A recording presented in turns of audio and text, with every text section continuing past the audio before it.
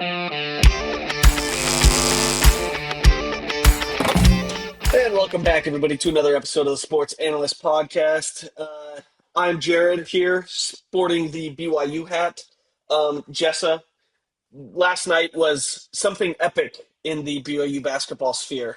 There was a time where me and my wife were sitting down to watch a movie, and the game was on. We're following the game. It was 23-22 for Clemson. We're like, oh man, this is tough.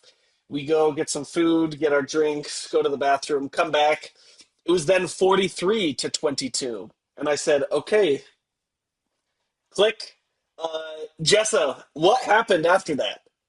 I have no idea because I actually had to go into practice right at that same moment. So, also my bad for the first half. I'm gonna be honest. We believe in jinxes, and I Yeah, sent into the sports analyst chat while I was watching the game. I was like, "Don't worry, like shots are gonna start to fall. We'll pull away. Don't worry, guys." I was like, "I'm gonna be a ball knower," and then they literally doubled our score in the first half. So we in fact did not pull away at any point in the no, game.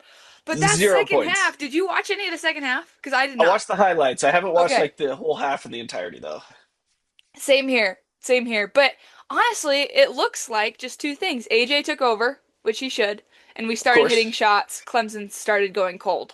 So Yep. we're a second half team, I guess. And Rob Wright can't miss in under 1.5 seconds. Unless he's at the free throw line for a 1-and-1. Yep, that's right. Yeah, That could he have put the game away. he owed us that. He's actually only net He one did. point because he needed to make both his free throws. So, But we'll take it. We'll take mm-hmm. it because it was +1. That's all we needed. Yep. Absolutely epic comeback. I think Steve said it best. He said the key to winning this game was this chat that I was reading back through Sports Analysts, and everybody just stopped texting. And Steve was like, I was going to say something, but then I decided not to, and then we won. So there we go. That's the Hey, formula. it's only weird if it doesn't work, everybody. Yep. And it worked last night. So, yeah, very, very exciting. I hope this team can figure it out, though, bro. Like, Me we're too. not going to be able to pull that against Houston and Arizona. So, Absolutely not. yeah, We'll see. very, very fun. But let's keep the ball rolling and maybe do that in both halves instead of just the second one. Yeah, exactly. We'll see. We've got another game on Saturday. So, Yeah, against like UC Birmingham Choir. Riverside. Yeah. Yeah, something. I don't know. So, But there is a lot of other things that take place this weekend. Justin, we have our very first bowl game that we love here on the Sports Analyst Podcast. Boise State versus Washington in the LA Bowl. I mean, come on now. seriously, this is a great matchup. We've got a mid-tier Big Ten team, and then we've got the Mountain West winner. New Mexico was absolutely robbed. Yep. But Snubbed. Boise State won. They earned it, whatever, right? And they go play Washington in the LA Bowl in SoFi Stadium. So, what are your thoughts on this matchup? I'm very excited. This is a just perfect matchup. Like this is what we love. Again, this is why we love college football, right? You have Boise State, the plucky underdog, going up against Washington, who's apparently in a better class, a whole different league, right? So much better than the G5 teams. Here is the G5's chance to go out and prove it against the P4, right? And this is Washington we're talking about. This is Devon Williams. This is like all those NFL receivers, right? This is that explosive offense that was supposed to be this year. Didn't really materialize. Now they get to go play the Boise State team, who again was kind of in the same boat as Washington. This explosive offense never really materialized, and so you have this very level playing field, plus the plucky underdog story of the G5 trying to go upset the P4 member in a bowl in which like who knows what's going to happen. Remember when Utah State came out in the LA Bowl and absolutely waxed Oregon State with like a fifth string quarterback? Like again, why do we love college football? Exactly for games just like this. And this is the last game of the season for both of these teams, right? Bowl games, there's not as many of them, and so fans are more engaged. Like, this is the first of two games we're going to preview today, but there's only two games on Saturday, right? And so Yeah. everybody's eyes are going to be emotionally invested in both of these games. So I think that's a great review as well. You look at where Boise State started in a blowout loss to USF with all these expectations, and then got hot near the end of the season, won their conference. So yeah, they're meeting each other, and it should be a fun matchup. Should be really, really fun. And again, bowl games. I love bowl games because, like you said, this is the last game of the season. This is where the OCs are just pulling out all the tricks. You're going to Yeah. see all the fakes. You're going to see all the trick plays. You're going to see going for it on fourth down. You're going to see going for two in the win late in the game. Like, this is everything you want. Plus, I'm looking at the sponsor sheet here. The Bucked Up LA Bowl, sponsored or hosted by Gronk. I mean, Oh, let's did you go. need more reason to watch this game? Come on. That I'm Seriously. very excited. Plus, So it's like starting literally 1 week after championship week, so I'm all in for this. yeah. Okay. Spread is 8.5 points in Washington's favor, and then it's at 6 o'clock p.m. on Saturday. So that's the first game. Second game. It's not a bowl game. It is there's so much history and honor around this game that it's in a category of its own. A rivalry game. It's a 13th game for these teams. Army and Navy play on Army Navy weekend, and we have a Yep. couple special guests on the show that are going to join and help us preview. And I think I'm going to pause the recording so we can help bring them into the waiting room or out of the waiting room. Alrighty, and here we are. We got our very, very, very special guests on with us. Justin, would you like to do the honors? I would. As we were doing kind of this, we were thinking about what we talk about now because we usually talk about BYU football, right? And BYU football doesn't play this weekend, but it's Army Navy weekend, as we just talked about. And I was thinking, who do we know that has not, I think a connection doesn't do it justice, but who do we know who could best talk about Army football, West Point football, and that experience? And Jim Brau came to mind, and Jim brought in his brother Johnny, who is my brother-in-law's dad and uncle. So glad to have you guys here. How you guys doing tonight? Doing great, thank you. Awesome. Yeah, Good, Yeah. thanks for having us, guys. good. And they're all dripped up in their army gear. Oh, I That's yeah. believe it. that's just awesome. And then Jim, you told me that what class of 91 for who? And then class of 85? So I'll tell you the kind of story. You guys prepped us with a couple questions. And first, shout out to the calls. Shell is over here videoing me. We just feel we are so blessed to be married into the calls. Of course, we knew Steve and Eli before we knew the rest of you. I was Elliot's coach in football and basketball and knew Steve Sick. from back in Mapleton. Like Brigham and Elliot were really good buddies. And so, like, so happy we could be part of the call family. At least we claim y'all, you know. But yeah, so the way West Point works is, first of all, we weren't raised with a ton of money, and my dad told us like, "Hey, you boys got to find your own way through college." He really didn't go to college. He dropped out of high school to go fight in the Korean War. He wasn't super experienced with it. Later down the road in his late 50s, he went back. But so what happened was my brother Keith, Bruno is what we call him. He was super smart. He was valedictorian of his high school, and he got an invitation to come to a fancy hotel to get a free dinner. And they said, "Bring a friend. We want to recruit you to this place called the United States Military Academy." And of course, we didn't have a lot of money to go to fancy restaurants. I don't think we ever did. So they're like, "What? We get free food?" So Bruno went. He said, "Well, I'll bring my brother, who also had straight A's with one A minus, Kevin." So they went to this fancy hotel in Leon County in Tallahassee. And the way the story goes is they're talking to him and they're like, "Yeah, you'll be hardcore. You'll be doing all this 21 credit hours. We'll teach you how to make your bed and you'll be, all this stuff." And Keith looked around Bruno, the one they recruited, and said, "Are you kidding me? Like, there's no way." But his twin brother, Kevin, who wasn't invited, he was the guest, was like, "Man, this sounds awesome."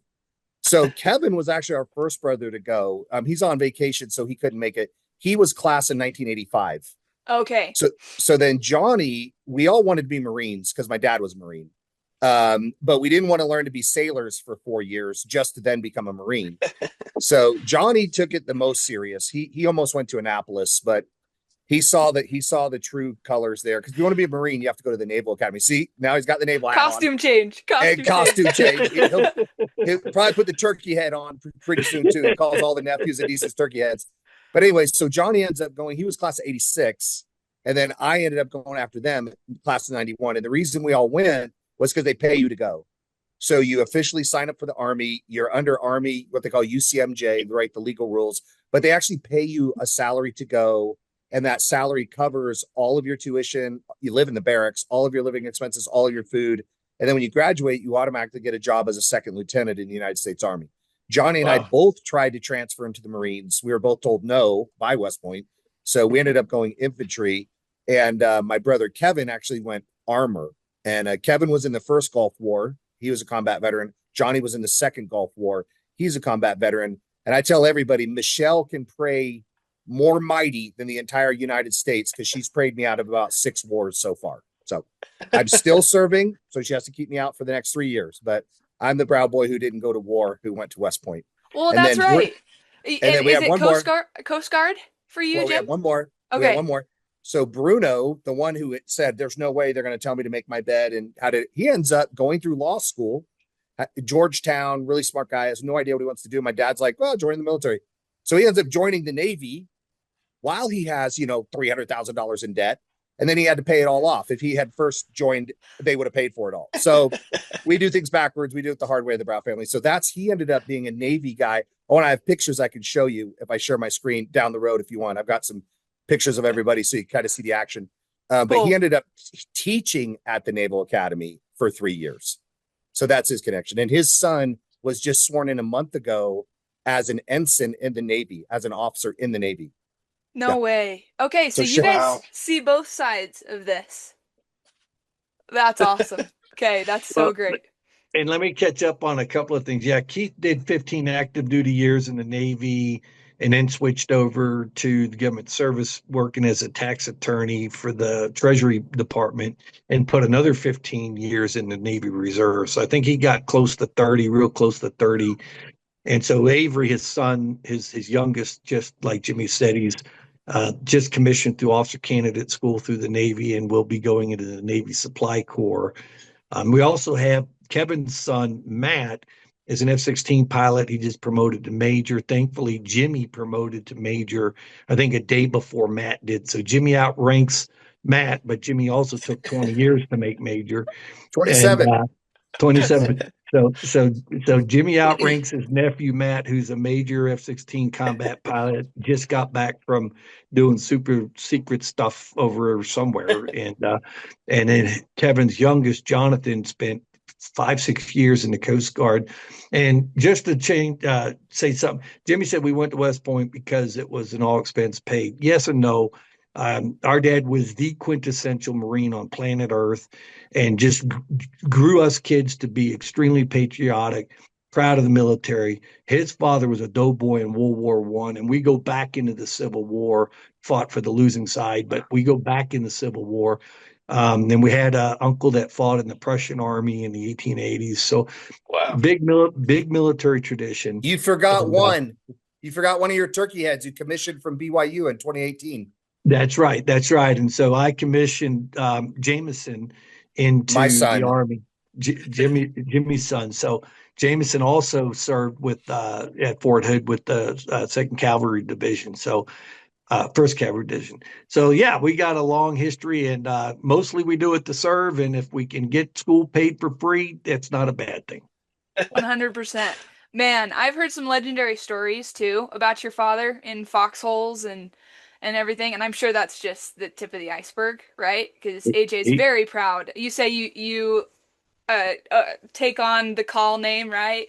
And we feel proud to be connected to the Browns. Pretty legendary. Right. So thank you, and thank your father and everybody above you who has served this country and But in many ways. You guys are the best. And thank you for coming on this silly little sports podcast to Sure. talk about this amazing service and these amazing academies that are playing a football game this Saturday. But before we get to that, AJ asked me to ask you guys um, what it was like being a first year, and she used the word plebe. Is that right? Okay, first of all, I need to share my screen and show you what Uncle Johnny looked like as a plebe. And now look at him, and you can tell what happened plebe year. Can I share my screen, Jessa? Go for it. Please do. Okay, so just say share here. Yep. Okay, so I actually can you see what I'm doing or no? I can see on the side. Yeah. Okay, can you see that? Yep. What are you talking about? That's a picture of my brother Johnny in his plebe photo on the back. He wrote really encouraging words to me because I was still in high school. So just look at what he looked like as an incoming plebe, right? Here's my brother Kevy. Notice they have full head of hair, really handsome. I have Kevy's too in here. Here's Kevy's. So notice full head of hair, really sharp looking. If you look at him now, none of those two guys have any hair on their head. Um, so that's their plebe pictures. I've got other pictures to show you too, but yeah. So Johnny, tell them a little bit about plebe year and how when we got back from when Kevin got back plebe year, mom walked right past him at Jacksonville Airport because he had lost so much weight. Yeah, so your plebe year, you start off, 1st of July is called reception day, our day. And when you go to the stadium with your family, and then you walk down the stairs onto the field and you disappear.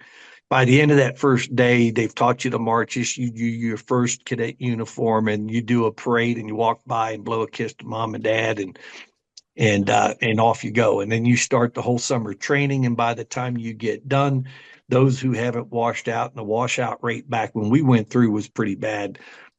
So like I started with 1,500 new cadets. We graduated less than 1,000, like at 995. So you walk in off of, you come in from the summer training, the upper three classes greet you, and you start your plebe year. And back then, for a year, they treated you like a dog. You couldn't walk slow. You had to walk against the walls and do corners, military corners when you were in the hallways.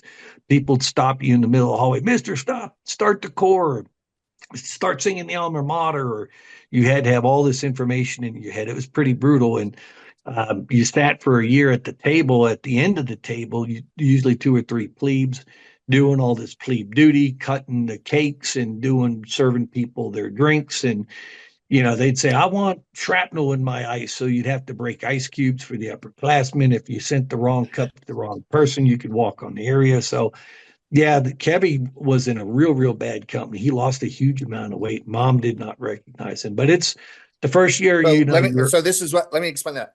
So it's called Beast Barracks. And what would happen is if you messed up anything on the table, the ice, there's a chip in the cup, what it didn't matter. You cut the pie a little bit wrong. You immediately would have to just hold your plate up, say, sir, would anyone else care to have their plate removed to the waiter's table, sir? And then you'd get up and leave and you'd put your empty and you just wouldn't eat. So I went days and days and days without eating. Kevin taught me the trick. You eat your toothpaste. So I was eating toothpaste. You just don't eat. So I lost It's 50 crazy. pounds. I lost 50 pounds. Kevin lost even more. So we went to pick him up at Jacksonville Airport. We lived in Tallahassee, but that was, the best flight. And my mother literally walked right by Kevin in his dress grays. And he was literally, it looks like he came out of like a concentration camp or something. They had not let that man eat at all. And he went in skinny to start with. And he finally was like, Mama. And she turned around and she just started crying. He was that bad looking. That's how bad Beast was back in the day. Now they can't haze you. They have to feed you. They're gaining weight. It's, we always say the core has. But yeah, back in the day, it was pretty brutal. Okay. All right. Go ahead, Johnny. Well, yeah. So the first year, it's pretty. You get through the first summer, 6, 8 weeks. I forget how long, and then you start your plebe year. And at the end of the plebe year, you get recognized, and they let you to stop being a plebe, and you become a sophomore, which you're now called a yearling, because a yearling is a baby cow. And back even before Jimmy and I went there, you didn't go home until you were a junior. So you didn't. It was like you don't go home until the cows go home, and once the cows get out of into the fields and run away, the cows don't go home.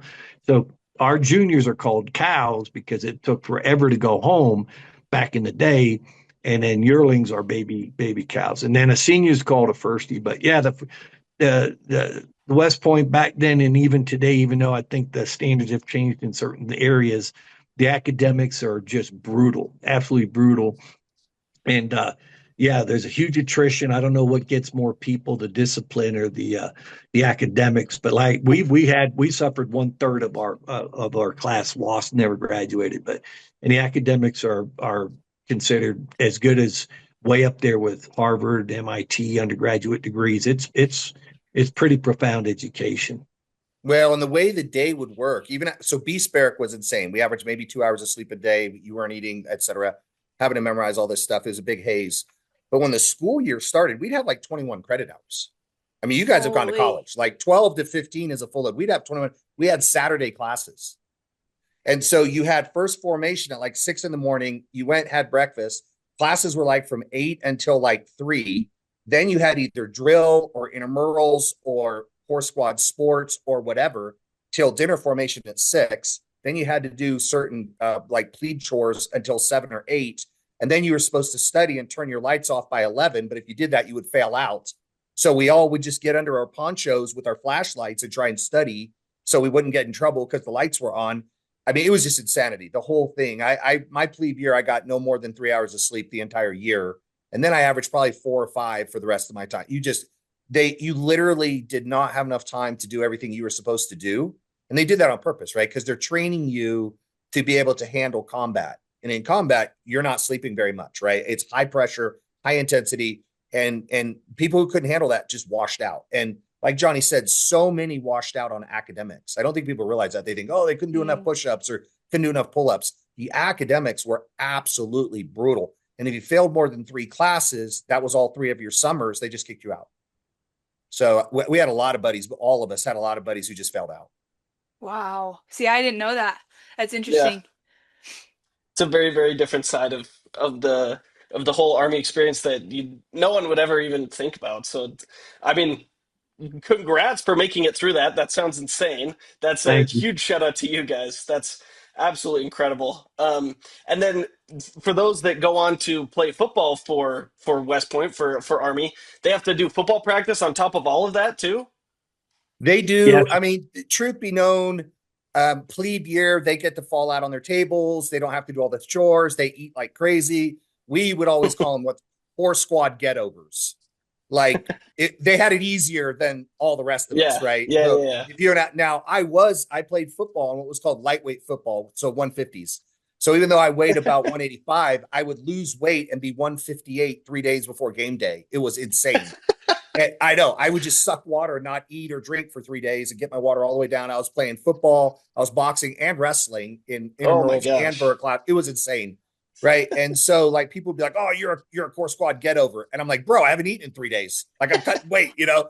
But we call them the fat boys. So the real football team, they're called the fat boys, and they're eating their 4 cakes and they're going crazy, and they didn't have to do a lot of the responsibilities, and so, but they did work super hard. In fact, I'll let Johnny, his roommate and best friend all 4 years was the starting center. Guy started all 4 years as center. Mm. So he could tell you about Wow. Rock Rice because they had it hard in their own way. Right, Yeah. right. Yeah, so Ronnie was starting center. I don't know if he started plebe year, but I roomed with him for almost 3 years, 2.5 years. And all the football guys were in my room. I was like a football groupie. The quarterback was in my company. And Ronnie Rice Rock was my roommate all those years. And we had quite a bit of ball players in my battalion. So they'd always come and hang out in our room. But I'll tell you, we did call them get overs because they did get chow at least plebe year, and the rest of us didn't. But there was no getting over. These men worked like dogs, and when we were doing our intramurals or we were parading, these guys are getting their butts handed to them in practice, and then they come back. They're physically exhausted. Football is a very mental sport. Coming back exhausted, and then they were expected to carry the same academic load. They got no cutting of corners. So ball players, they really commanded my respect because I knew how hard it was. And the sad fact of the matter is my roommate, I'm still buds with him. He's actually in Tallahassee in a real estate company. And I tell you what, the guy, he played ball his whole high school coming up and now played 4 years of collegiate. And what he went through physically, he is beat up and half broke. His body is failing him. He had 2, 3 knee operations. Uh, Jeez. he's got a lot of VA disability. Football the glory days are one thing, but I think those guys that play pay the price over time. I mean, you look at who was the guy for Chicago Bears, who great player. I loved him. Sweetness, what was his name? Walter Payton, was that his name? And he died because he had so many brain concussions. He eventually got Parkinson's and died. So God bless the ball players. They got a heck of a life they live, especially if they do year after year, high school, college, pro. My goodness gracious, what they put themselves through. Because they've got to do the football side of things and the physical requirements to actually be at West Point, right? Correct. As well. Yeah, They've they got to still keep up on both of those. well, and the other interesting thing is at the end of the season of your senior year, you get done Army Navy games, usually our last game, which is the second weekend of December. You got from that day until you graduate in May. If you were carrying 60 or 70 pounds extra above the Army standard to Mm, play football, you have to get that off your butt to be able to commission. So, Oh. yeah, you got to get back to the height weight standard. You might not have to make the weight, but you got to make the body mass index. So, yeah, my roommate had to lose 30, 40 pounds to make Army jeez. standard from December to May. So it's tough. They do not get over at West Point. Yeah. Do you guys know if this is similar in at Navy in Annapolis? I'm sure So the we should have same. had, yeah, we should have had Brigham on. His companion was Pepe dang, Ah, Pepe. I'm so sorry. Pepe Tanavasa. Yeah, Pepe and Yep. Tadavasa. They were companions for a couple cycles there in a couple transfers in Tampa, Florida mission. And yeah, it was really hard. Like it was hardcore. Okay, and he Um, later transferred to BYU, if I remember that's right. right. Yeah, linebacker, hardcore guy, really good guy, Yep. finance major, my area.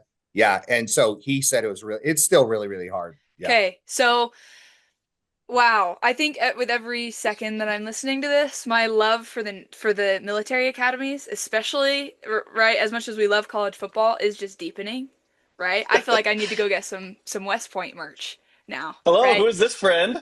This is Finnegan. He wanted to play Army football, but he's too fast for him. What's That's up, so funny. Finnegan? I mean, we every time we watch an Army Navy game, like it's clear as day that these service academies are just tough as nails, and I think it makes sense now that we're hearing everything that goes into it, right? That these guys are just the toughest of the toughest. So when it comes for this game, right? Because they have the games throughout the season, but obviously Army Navy is like a different beast, and there's all the ceremony that goes into it. There's all the tradition that us like fans love. But what is it like as like an alum or as a member of the service academies? What is that game like? So let me show you my most famous picture. Can you guys see this? Oh boy. So It's what I did was let me see if I can get it bigger. That's me. That's little Jimmy when I was a firstie, when I was a senior. And you march on the field. What I'm holding is called a pole, shelter half pole. So it was to our tent, and every guy had half a tent, and you'd bunk up together. Then you had a whole tent, but you had one pole, and the other guy had a pole. So I had put that down inside of my dress gray there. I tucked it down in my breeches, and I had that flag, and I had it folded up, and I had that tucked in my breeches. So I marched on the field, and then this was in 1991. I was the first one ever. I guess it would have been 1990, the game in 90. I was the first one ever to sneak in an American flag. And the whole game, I was in the stands. And when we won, I got on the field and I hopped on my roommate Johan Perron's shoulders, and they had a picture of it. It was in all the newspapers on the front page. And like we were just going ham. I mean, Army, Navy, you can have literally a 1 in 10 season. And if you beat the other team, you have had a very successful season. Like it's off yes. the charts. It's off the charts. Now, I'll tell you, like we have a really strong alumni network. I'll let you, Johnny goes every single year. He's going to be there in a couple days. So I'll let him Oh, tell you no about like way. his tailgates. Yeah, he never misses. That is Well, amazing. I have missed for deployments in the last 2 years. Personal stuff came up, but when I went to Germany back after I graduated in '86, but we spent a year at Fort Benning, Georgia, doing infantry school, Ranger school, airborne school, Bradley school. You get a whole nother year. And I ran into a guy who went to St. Bonaventure University up in New York, in Rochester, and ROTC. So when we buddied up real good, and when we came back, he taught me something very valuable in life that I have tried to pass on to all my soldiers and everybody.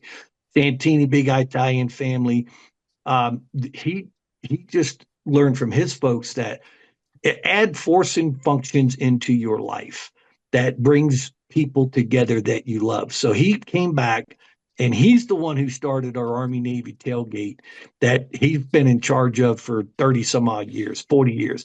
And so he started his force and function of Army Navy, does a week at the beach, Ocean City, Maryland, and did a Jimmy Buffett concert somewhere in the world every year for 40 years. But John Santini, nicknamed Chewy, started the tradition. And since then, yeah, cadets will wander the parking lot because they have to march on for the television. And a lot of times it's way early. Then the cadets will come out and like try and find the old grads and grab a hamburger. If they're old enough to tip a cold beer, they'll do that. But yeah, so we have turned it into a production over the years. And what Santini taught us is you invite everybody, not just West Pointers. We call West Pointers ring knockers because some guys earn it. They get arrogant. They walk around and they think because they went to West Point, they're better than ROTC, they're better than officer candidate school. And that's not the case. I've seen great of everything and I've seen the worst of humanity in every commission source. So West Point does produce duds just like all the other commissioning sources. But no, so we've been doing this for years, and I know his entire family, his soldiers, when they were the enlisted kids will come by, the non-commissioned officers come by. It's just a force and function, and we invite everybody to the game and to a big tailgate. This year we've got 62 people at the tailgate. Wow, that's a lot of burgers. A lot of Man, oh burgers, man. and we've learned over the years, especially as we get older, to if one of us doesn't bring a motor home, we'll rent Cruise America. So we've got sophisticated. This year, one of the guys is going to bring a Class A diesel pusher, gigantic Reba McEntire, Garth Brooks, giant motorhome, which is good because it'll be 40, 45 degrees. Thank God the water, it's not going to rain. But yeah, so we've been doing it for years. It's just wonderful. My classmate and company mate, his son is a senior this year. And so he's going to have all his classmates from his company come, all the seniors from his company. So we'll have about 30 cadets at our tailgate, in addition to my 62. So Wow. Jessa, next time you see Brigham, ask him about when I brought him to Philly. So I brought him to an Army Navy game with the crew, and he must have been offered 20 different beers. He was 15, at least 20 beers. He's Never, looking around. He's like, Paul, is this what people do? I'm like, yeah, this is what people do. Luckily, he never. was a good boy. He was a good boy. He didn't take any of them, but he was just freaking out. Everywhere he turned, these guys are just handing him beers. It was crazy. Oh, that's so funny. Because never mind, he's a member of the church. He's 15. Yeah, That is no problem. that's He so looked a funny. lot older. He was a tall kid. That Yeah, is he's a tall true. kid. That is true. So Johnny, you've been keeping up on the team. So let's get into some analysis. How do you feel about this year's team and this year's season? And same to you, Jim. And how do we feel about? Let's start there. How do you feel about this year's team for Army? Well, like Jimmy said, We- it really doesn't matter how they did in the season. I think Navy's done exceptionally well this year. I don't even know what the records are. I haven't really kept up this year, and I usually don't until this game. So it really doesn't matter what the record is because the kids get out there and they'll get jittery and an underdog will win, or it's just you can't tell what's going to happen at these games. So there was a period of time, like I think Jimmy, look it up. I think 14 years in a row Army lost. It was 14. It was the horrible. streak. It was Yep. 14 years in a row. And our brother Keith, the Navy guy, was coming with his wife, and she finally stopped coming. She said, "This is boring. There's no reason to come. We're going to win." And since then, I'm not sure what we've done better. But yeah, I don't follow the stats and all that. I know Navy's had a great team this year, and they're projected to win. And that's as far as I go. But it doesn't really matter because when we go, you just got to feel it in your bones. We're going to win. We're going to win. And yeah, I just will positive say about it. this. So like there's some teams who are your arch rivals, but you cheer for them anyways. So I would always cheer for Navy if they weren't playing Army. Right. I cannot say that about Utah, but I could say that about Navy. Okay, I know where you guys stand on Utah. But bottom line is I used to always cheer for Navy if they played anyone else until they fired Coach Ken, Oh their yeah. most winningest coach. He was in what was that movie called? The Mormons. Meet the Mormons. Yeah. Meet the Mormons. They highlighted him. He's the most winningest coach of all time. He beat us 14 years in a row. They literally fire him in the locker room after he loses a game. The most treacherous act I've ever seen when it comes to football coaches. I can no longer cheer on Navy. I'm sorry, Bruno. I'm sorry, Avery. I just simply cannot do it.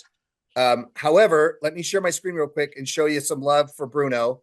I don't know if I sent, I'm really tired. Did I show you Bruno yet? No, I don't think Not so. yet. Mm-mm. Okay, so we're going to show you Bruno. I don't know. Let me get rid of this thing somehow without closing out everybody. Hold on a second. Sorry. My favorite part about that photo is the caption, just ballin'. Amen. Colin. This is the That was AJ. definition of AJ did ballin'. that. Oh, she That did. was AJ's. Of course. And Yeah, that that was her picture, comment on that when Brigham showed her that one.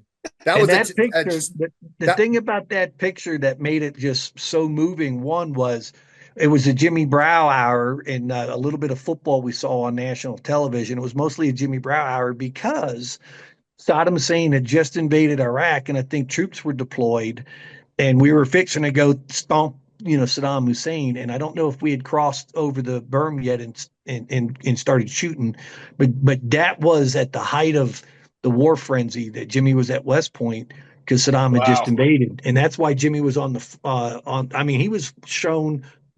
I don't know, 5 minutes throughout the whole game. They kept showing Jimmy. Wow. And our oldest brother Kevin, the older twin. This is Bruno. He's the next younger, but Kevin was over there the whole time. Desert Shield, Oh, Desert Storm. wow. So this Wow. is Bruno. He's the lawyer. I got to give him some love because I just said his coach. They did a bad job firing his coach. Let me show you this picture though. This is my favorite picture. I took this picture. It's sitting on my desk in my office. I love this picture, so I'll explain it to you real quick. So on the left, that was Kevin when he was, I can't see his rank, but probably like a first lieutenant. Bruno was probably like an ensign. Johnny was like a second lieutenant. We were all really young guys. I was a junior. And the reason this is cool, I know exactly. You see me wearing this rank. I only wore that rank for 4 months. And that was during the time I was baptized, a member of the church. Oh, Oh, wow. So wow. I was at West Point when I was baptized, and I was the command sergeant major, and I was down in that room and I had the room all to myself, which never happens at West Point. You always share. It's very, very rare, very, very rare to get your own room. And that's where I had time to pray about the Book of Mormon and kneel down, and I had a lot of revelation during that time. But this is my favorite picture of all time because it's all four of the Brow boys. My dad That, survived the Korean Reservoir, which was it was they call it the frozen chosen and all this stuff. And I mean, it was one of the highest like mortality rates of all time. 150,000 Chinese soldiers surrounded 10,000 Marines. 150,000 to 10,000. It was -30 to -40 degrees. All these, basically, you were dead. If you sat down for more than 5 minutes, you froze to death. Like, it was wild. And my dad made it out. He made tapes for us. And he said, he really felt it was the hand of God because his dad died. Johnny said he was in World War One, tiny, but he died when my dad was only 4 months old. So the water that they had drank in World War II was not purified well, and it ended up killing him down the 5 years later, whatever. So my dad received a revelation he became a Catholic in a foxhole, converted from Protestant to Catholic, and he received the revelation that he would live and he would have boys. He was the last of the Brow line, and sure enough, he had us four boys. So I just love wow. that picture for that reason. Yeah. And the world is better for it. 100%. But Oh, man. the reason I started laughing is because I've watched you guys, and your knowledge of college football is more than I know about finance, and I've been studying it for 30 years and I have a PhD. Sure. And Sure, Jim. Johnny's like, I hope they don't ask us actually about football because neither of us really follow it. I was like, we have to deflect. So we don't and this is kind of, for us, there's one game that matters. Army Navy. That's it. That's the only one that matters. And so yeah, but we typically, I mean, I'm sure other guys do, but like, yeah, Johnny and I aren't way into where we know every linebacker and every running back and we're not into it like that. Well, And it seems that this is more than a football game, right? It's like what the football game represents, right? Like Johnny, like your tailgates and your time on campus and at West Point, right? So I think that the football is probably secondary but that's what's great about sports though too. We give a lot of crap to ESPN, but one of my favorite sayings is the greatest story ever played, right? Because you don't really have the emotional investment in some of these experiences if you don't have the stories behind it, right? So yes, Army has won 5 of their last 6, you guys.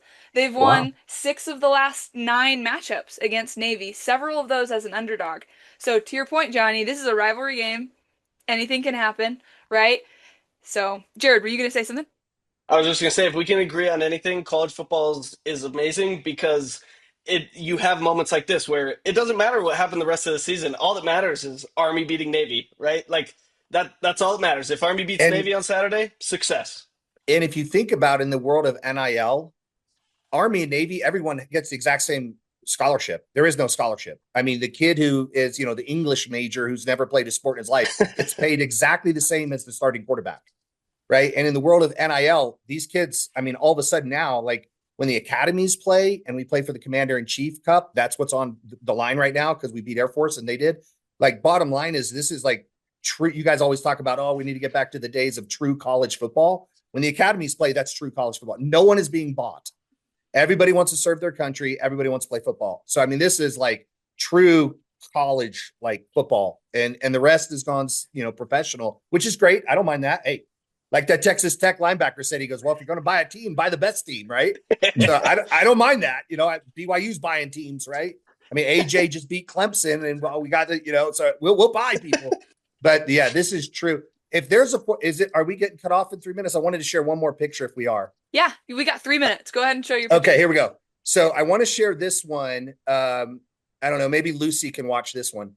But you were allowed to choose what you wanted to put on your West Point your yearbook picture. So can you see this? This is my yearbook picture. And what I chose to write, I've been a member of the church for 1 year. We invite all men everywhere to read the Book of Mormon, to ponder in their hearts the message it contains, and then to ask God, the eternal Father, in the name of Jesus Christ, if the book is true. Those who pursue this course and ask in faith will gain a testimony of its truth and divinity by the power of the Holy Ghost. I graduated 35 years ago, and that's been in my yearbook for the last 35 years. So hopefully little Lucy can see that. 100%. 100%. Oh, man. Bringing it back to what matters, right? Man, I love college football, and that today was one of the reasons I'm reminded why, because we get to have conversations like this. Maybe football, like, sparks it, right? But, like, Johnny, I've heard great things about you. Never met you before. And now we get to hear and learn from you guys and your amazing experiences. And also, I will be watching every single second of the Army-Navy broadcast and listening to every word, because we now understand better the experience that these players are having in the back end. So I'm super excited, and I think this conversation has been awesome. Well, that's awesome. And you will rather enjoy it when Army plays Air Force and Navy plays Air Force. It's all of the great games, the academies when we play are special, but the Army Navy goes back 100, 200 years. I mean, it's special. It really is. 1890 was the 1890. the first game. So I'm going to say beat Navy. We do something called the rocket cheer. I'm going to have Johnny take us out doing a rocket. Do it, brother. Boom. Use may rah, rah. Use may rah, rah. Hoorah. Hoorah. Hoorah. Army rah. rah. Let's go. Team. We're out of practice. It's called the rocket. Watch for him doing the rocket. It was like a big cheer that we do all the time. We do a rocket. So we put you out on a rocket. Yeah, we did. That was amazing. Absolutely incredible. Thank you guys so much for joining. This has been such an amazing experience. Thanks, guys. Great meeting y'all. See ya. Go Army, beat Go Navy. Army. Have great Christmas. Yes, go Army. Beat Navy. Yep. Bye. God bless. Bye-bye.